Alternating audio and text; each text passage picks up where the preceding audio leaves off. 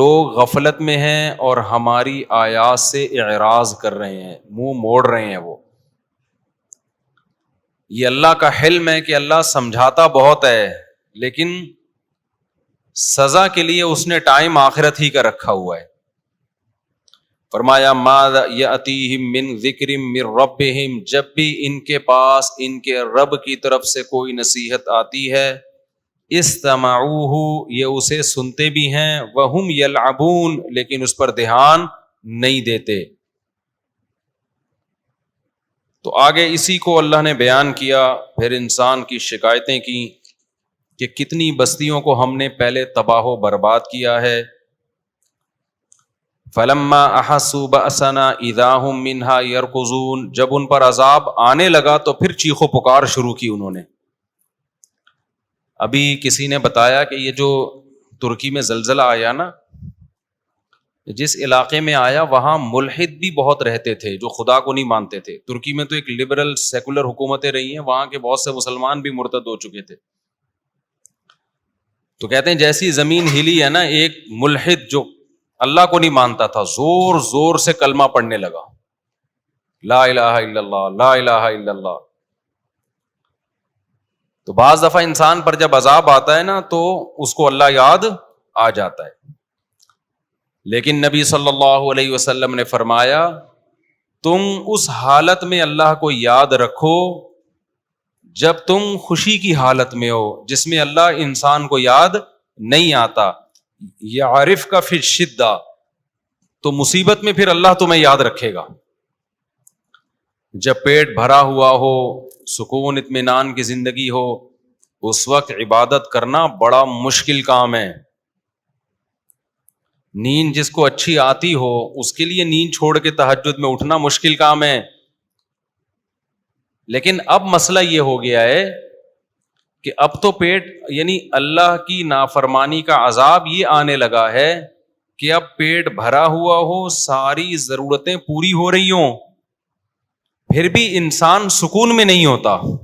یعنی اب جو لوگوں کی ٹینشنیں ہیں نا، وہ ٹینشنیں ہیں جو اپنے اوپر خود سے مسلط کی ہوئی ہیں لوگوں نے، بے سکونی کا عذاب جسے کہتے ہیں. تو خیر اللہ نے فرمایا لا ترکضوا وارجعوا الى ما اترفتم فیہ ومساکینکم لعلکم تسألون. اللہ فرماتے ہیں اب ایڑیاں مت لگاؤ، اب شور شرابہ مت کرو. قالوا یا ویلنا انا کنا ظالمین. اللہ فرماتے ہیں جب عذاب آتا تھا تو وہ کہتے تھے ہماری بدبختی، ہم ہی ظالم تھے. فما زالت تلک دعواہم. اللہ فرماتے ہیں اسی طرح چیخو پکار میں لگے رہتے تھے کہ اللہ معاف کر دے، ہم نے پیغمبروں کی بات کو ٹھکرا کر اپنی جان پہ ظلم کیا. لیکن اللہ فرماتے ہیں حتی جعلناہم حصیدا خامدین، ہم نے ان بستیوں کے نشانات مٹا دیے، ہمیں ترس نہیں آیا ان کے اوپر. کیسی اللہ کی عادت ہے. دیکھو آپ سے بڑا جرم ہو جائے، جب تک عذاب دیکھا نہیں ہے نا، ذرا سا گڑ گڑا لو گے، 2 رکعت پڑھ کے ہاتھ اٹھا کے معافی مانگ لو گے، اللہ کیا کرے گا؟ معاف. کیوں؟ اللہ کہتے ہیں اس نے عذاب دیکھا نہیں ہے، یہ غیب پر ایمان لایا ہے. اور اللہ فرشتوں سے کہتا ہے کہ دیکھو اس بندے کا مجھ پر ایمان ہے، اسے پتا ہے کہ کوئی ذات ہے جو گناہ پہ اس کو سزا بھی دے سکتی ہے اور اس کے گناہ کو معاف بھی کر سکتی ہے. اس جذبے کے تحت یہ مجھ سے مانگ رہا ہے، حالانکہ نہ اس نے مجھے دیکھا نہ اس نے میرے عذاب کو دیکھا.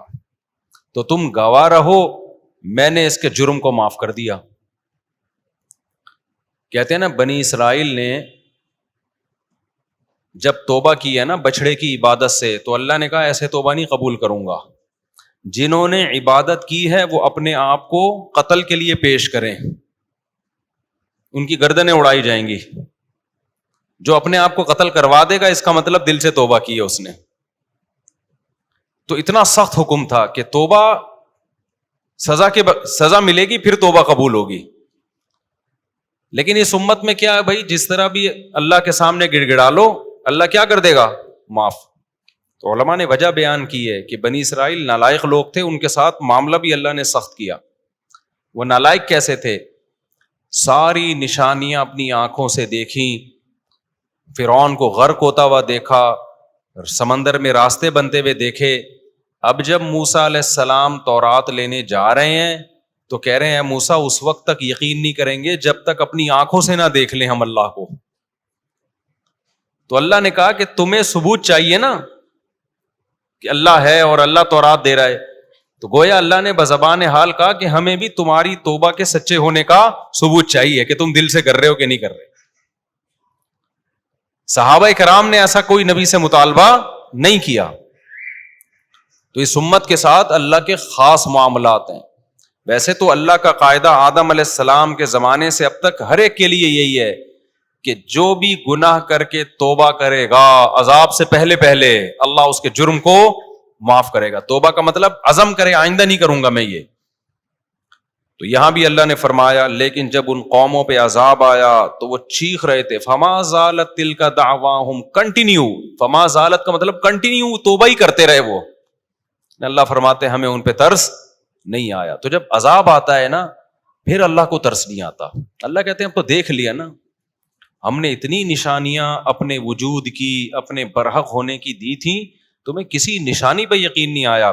اب سوال پیدا ہوتا ہے اے اللہ تو اپنے بندوں کے ساتھ ایسا کرتا کیوں ہے؟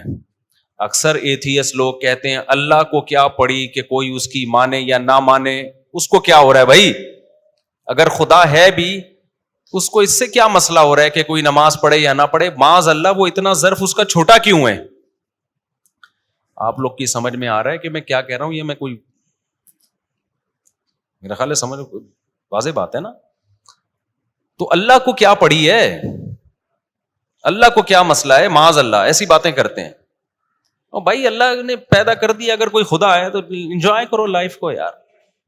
تو اس کا جواب اللہ نے دیا ہم کیوں بستیوں کو ہلاک کرتے ہیں، نافرمانوں کو سزائیں کیوں دیتے ہیں؟ کیوں؟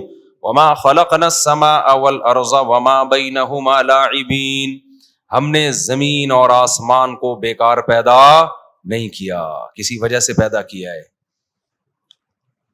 ملحد لوگ ایک اعتراض تو اللہ پہ کر رہے ہوتے ہیں کہ اس کا ظرف اتنا چھوٹا کیوں ہے معاذ اللہ، لیکن اس اعتراض کا ایسا جواب دیتے ہیں کہ اللہ کی ذات پہ اس سے بڑا اعتراض ہوتا ہے کہ اس نے انٹرٹینمنٹ کے لیے اس کائنات کو بنایا، وہ ویسے ہی بنا دیا اس نے. زمین آسمان سورج چاند ستارے، پھر انسان کو پانی سے پیدا کیا، پھر جوانی کی دہلیز پہ قدم رکھا اس نے، اس کے لیے سب کچھ مسخر کر دیا. اللہ سے ہم وجہ پوچھ رہے ہیں اے اللہ یہ تو نے کیوں کیا؟ اللہ کہہ رہا ہے میں نے ویسے ہی. ویسے ہی کا مطلب بڑا ڈینجرس ہے. ویسے ہی کا مطلب میں 100 انسانوں کو قتل کر دوں کوئی پوچھنے والا نہیں ہے.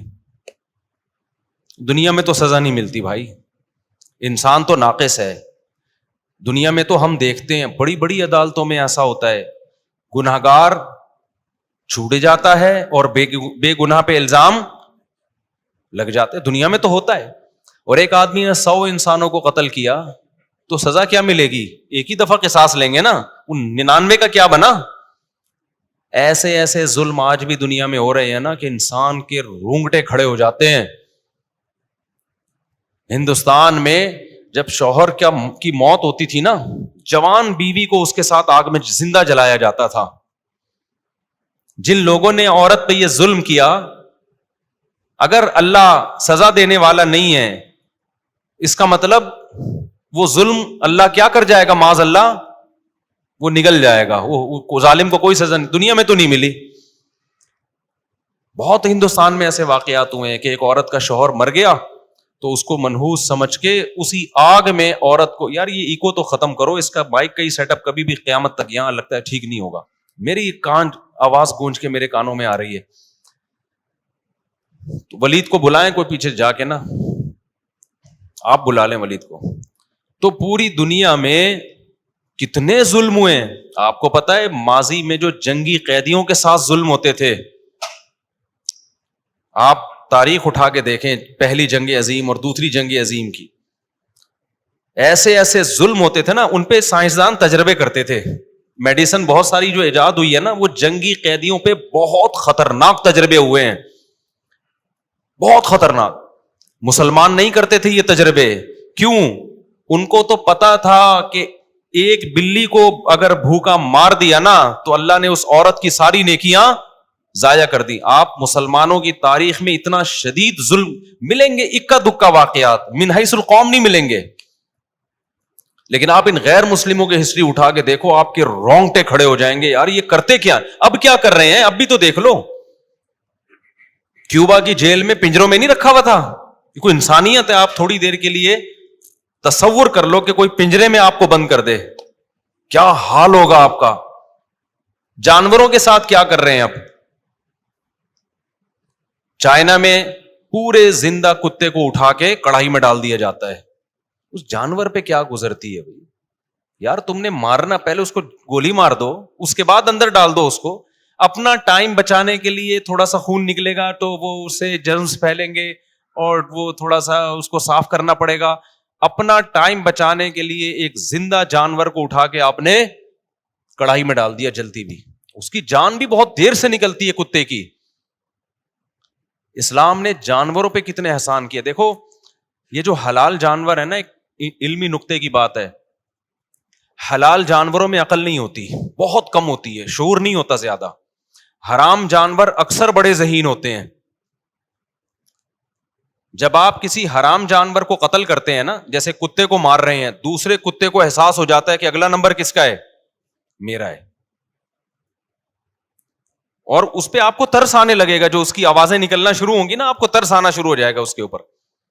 لیکن حرام جانوروں میں آپ دیکھ لیں, حلال جانوروں میں آپ دیکھ لیں, ایک گائے کٹ رہی ہوتی ہے, بقرعید میں ہوتی ہیں نا اجتماعی قربانیاں, دوسری کھڑی ہوئی کیا کر رہی ہوتی ہے, وہ دم ہلا رہی ہے. اس کو پتہ ہی نہیں کہ میرے ساتھ ہونے والا کیا ہے, ابھی اس میں اتنا شعور نہیں ہے.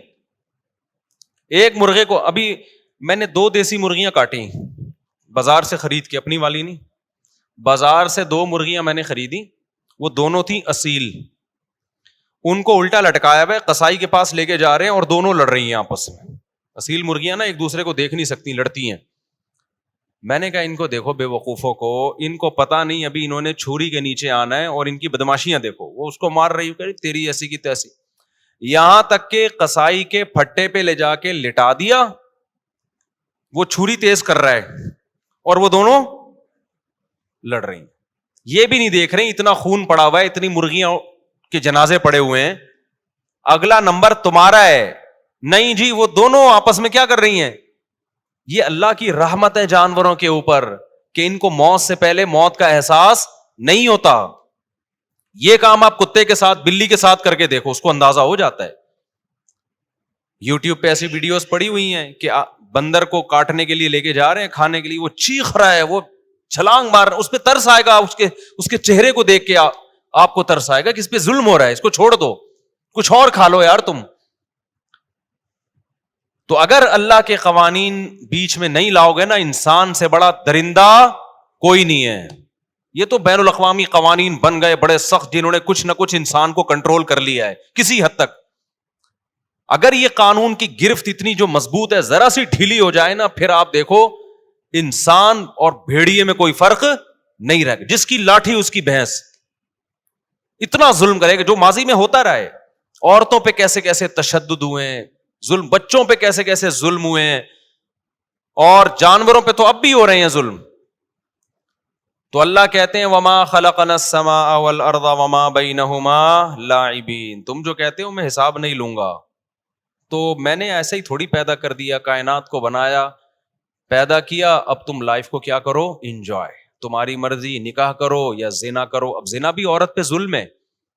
کیسے ظلم ہے؟ لوگ کہتے ہیں عورت راضی ہے, او بھائی عورت کی جو ذات ہے نا اس پہ ظلم ہے یہ. کیونکہ اگر عورت راضی بھی ہے, جب مرد یہ کام کریں گے تو نکاح کا آہستہ آہستہ سوسائٹی سے کیا ہو جائے گا, ختم. اس کا عورت کی جنس کو نقصان ہوگا. کل عورت کو محبت دینے والا, عزت دینے والا کوئی نہیں ہوگا. بیوی بنا کے اس کی اولاد کو پالنا, یہ سیٹ اپ کیا ہو جائے گا, جیسے یورپ میں ہو گیا ختم. ایک عذاب والی عورت کو محبت کے لیے ترستی ہے کہ کوئی اس کو رکھے.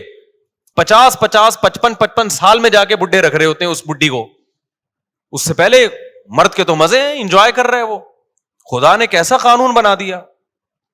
ایک خاتون نے کل مجھے اعتراض کیا کہ یہ کیا بات ہے کہ مرد جب عورت کو چھوڑنا چاہے تو 2 منٹ میں چھوڑ دیتا ہے, عورت نہیں رہنا چاہے تو اس کے پاس آپشن ہی نہیں ہے. میں نے کہا مرد چھوڑنا چاہے 2 منٹ میں چھوڑ سکتا ہے, لیکن چھوڑتا نہیں ہے. دیکھ لو مردوں کو, 99% شادیاں کیا ہوتی ہیں, کامیاب. کیوں؟ اس لیے کہ مرد مسلمان ہے, اس کو پتا ہے کہ میری بھی بہن بیٹیاں ہیں, میں چھوڑوں گا تو کل میرے ساتھ بھی ہو سکتا ہے. وہ اس کے آنسو اس کو جو ہے, کتنے ہمارے پاس مرد آ چکے ہیں جن کو بیوی اچھی نہیں لگتی لیکن کہتے ہیں یار چھوڑیں گے تو بیچاری کی زندگی تباہ ہو جائے گی. تو یہ کس کا خوف ہے؟ آخرت کا خوف ہے. میں نے کہا مرد چھوڑ سکتا ہے لیکن چھوڑتا الحمدللہ نہیں ہے, اس کو ترس آتا ہے, بچوں کا مسئلہ ہوتا ہے, عورت کا مسئلہ ہوتا ہے. چند لوگ ہیں جو یہ کام کرتے ہیں ہماری سوسائٹی میں, بہت تھوڑے لوگ ہیں. لیکن غیر مسلموں کے ہاں چھوڑنا بہت مشکل, مگر چھوڑتے ہم سے بہت زیادہ ہیں. طلاق کا ریشو ان کے یہاں آدھی سے زیادہ شادیاں ناکام ہو رہی ہیں. تو کتنا اللہ تعالیٰ کا رحم ہے, اللہ تعالیٰ کا کرم ہے کہ اس نے آسمان سے قوانین نازل کر دیے, اس نے انسانوں کو پابند بنا دیا ہے کہ تمہیں انسان کا بچہ بن کے چلنا پڑے گا. اگر تم حقوق ادا نہیں کرو گے خدا کے اور مخلوق کے تو میں تمہیں چھوڑوں گا نہیں, میں معاف نہیں کروں گا تمہیں. اس لیے قرآن میں اللہ نے فرمایا وما خلقنا السماء والارض وما بینہما لاعبین, ہم نے آسمانوں اور زمینوں کو بے مقصد پیدا نہیں کیا. پیدا انسان کے لیے کیا, اور انسان کو کس کے لیے؟ آزمائش کے لیے بنایا. تمہیں خدا کو بھی ماننا پڑے گا, اس کی عبادت بھی کرنی پڑے گی, مخلوق کا حق بھی ادا کرنا پڑے گا, ماں باپ کا حق بھی ادا کرنا پڑے گا, زکاتیں بھی تمہاری نکلیں گی. یہ مال ہم نے تمہیں دیا ہے, یہ تم نے خود سے پیدا نہیں کیا. ما کان لکم ان تنبتوا الشجرہ, یہ درخت میں جو بیج ہے اس کے سافٹ ویئر ہم نے پیدا کیے ہیں, بیج سے جو درخت پیدا ہوتے ہیں, کھیتیاں پیدا ہوتی ہیں ہم نے. لہذا آتوا حقہ یوم حصادی, جب کھیتی کٹے گی اس کا 20واں حصہ اور 10واں حصہ عشر میں نکلے گا. غیر مسلم ٹیکس دیتا ہے, ہم ٹیکس دے نہ دیں, پہلا کیا عبادت ہے کہ خدا نے جو حکم دیا ہے نا, یہ پیدا فصلیں خدا نے کی ہیں, لہذا خدا کی پیداوار میں اللہ کہتے ہیں میرا حصہ نکالنا پڑے گا. غریب کا نہیں بول رہے اللہ, یعنی میرا, میں نے پیدا کیا تو میرا حصہ نکالو. تو اس لیے میرے بھائی یا تو آخرت نہیں ہے یا ہے, دونوں میں سے ایک کام ہے. نہیں ہے تو کوئی ٹینشن نہیں ہے, پھر مزے کی زندگی گزارو. ہے تو پھر جتنا ہم کر رہے ہیں اس سے ہمیں زیادہ کرنا پڑے گا. یہ کم ہے, یہ نجات کے لیے کافی نہیں ہے جو ہمارا لائف اسٹائل ہے. سمجھتے ہو کہ نہیں سمجھتے ہو؟ نہیں آئے گی سمجھ میں میرا خیال ہے. آگے اللہ فرماتے لو اردنا ان نتخذ لہوا, اگر ہمیں کوئی کھیل کا ارادہ ہوتا ہمارا کہ ہم ٹائم پاس کرنا چاہتے, لاتخذناہ من لدنا, تو اور بہت کچھ کر لیتے ہم اپنے لیے. جیسے انسان کی عادت ہوتی ہے نا کھیل کے لیے, ٹائم پاس کرنے کے لیے میں یہ کام کر رہا تھا. اس کی مثال ایسے ہے, قرآن نا انسانوں سے, انسانوں کے مینٹل لیول کے حساب سے بات کرتا ہے. اللہ ہم سے بات کرتے ہیں کس کے حساب سے؟ ہمارے لیول کے حساب سے.